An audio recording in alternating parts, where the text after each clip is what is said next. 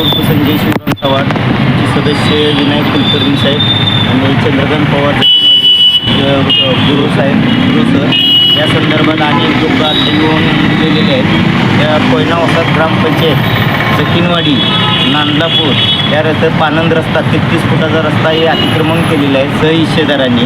त्या संदर्भात अनेक वर्षे आम्ही पाठपुरावा करतो आहे, ग्रामपंचायत करतो आहे, आम्ही करतो आहे, सदस्य सामाजिक कार्यकर्ते संघ या सगळ्यांनी मिळून त्याचे पाठपुरावा केलेले आहे. या संदर्भात अनेक वेळा पत्रव्यवहार झालेले आहेत तहसीलदारांना. पानंद रस्ता शिवकालीन पानंद रस्ता आहे, म्हणजे पाचवड फाटाला जोडणारा रस्ता आहे. या संदर्भात आता आम्ही असं अमर उपोषणचं आम्ही इशारा दिलो होतो की सगळं ग्रामस्थ आम्ही या संदर्भात त्या विषयावर या गांभीर्यपणे लक्ष द्या आणि तिथं अडथळा होणारा ट्रॉफिकचा आहे, तिथं 10 फूटच रस्ता राहिलेला आहे आणि अनेक त्या ठिकाणी ॲक्सिडेंट अपघात झालेला आहे. त्या ठिकाणी संदर्भात आम्ही तहसीलदार मॅडमशी पत्र केलेलं आहे. या संदर्भात त्यांनी गट विकास अधिकारी यांच्याकडे पत्रव्यवहार केलेले आहेत. गट विकास अधिकारी पोद्दार साहेब येऊन इथं गेलेले आहेत विस्तार अधिकारी. ते सदरच्या संदर्भात आम्ही पत्रव्यवहार करून सदरचं तात्काळिक कळवतो आणि जर तात्काळिक तुम्ही जर या संदर्भात जर तुम्ही गांभीर्य घेतलेलं नसल्यास आम्ही लवकरात लवकर या ठिकाणी उग्र आंदोलन करणार या ठिकाणी प्रशासनाला आम्ही विनंती केलेली आहे. कोणत्या मुद्द्यावर तुम्ही आंदोलन स्थगित केलं ते सांगा. त्यांनी आंदोलन स्थगिती याबाबत केलेलं आहे की सदरचं तहसीलदार यांनी विस्तार अधिकारी गट विकास अधिकारी यांच्याकडे पत्रव्यवहार केलेले आहे. त्यामुळं आम्ही हे आंदोलन तात्पुरतं स्थगिती करतो. साहेब आपण काय सांगा. हा कोयना वसाहत त्याच्यानंतर जकीनवाडी नांदलापूरचा हा फार मोठा प्रश्न आहे. कारण तुम्हाला सांगतो जकीनवाडीचा जो जाणारा रस्ता आहे हायवेपासून जकीनवाडी रस्ता जातो तिथनं जो भाजी मंडईपासून जो रस्ता गेलेला आहे तो पाचवड फाट्यापर्यंत रस्ता गेला आहे आणि सरळ सरळ दिसतं की तिथं 15 ते 18 फुटाचं तिथं अतिक्रमण आहे. आज कोयना वसाहतीची अशी अडचण आहे की तिथं फार मोठं अपघाताचं प्रमाण वाढलेलं आहे. कारण आता 99 कोयना वसाहतीची ही लोकसंख्या वाढते आहे.